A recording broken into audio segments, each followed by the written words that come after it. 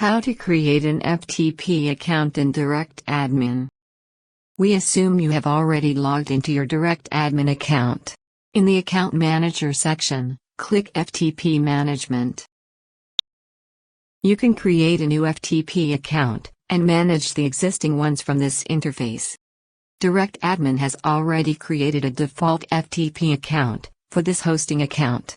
You can't delete this default FTP account. Let's create an additional FTP account. Click Create FTP Account. Enter a new username. You can manually enter a password, or create a new password automatically through this password generator icon. Click the password generator icon.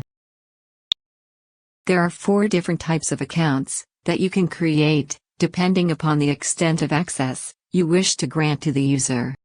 The path for the root directory is given for each type of account.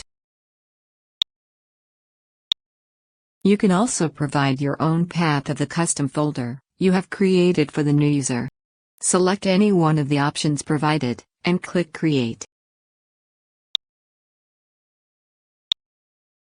The new FTP account has been created. Copy and save the username and password.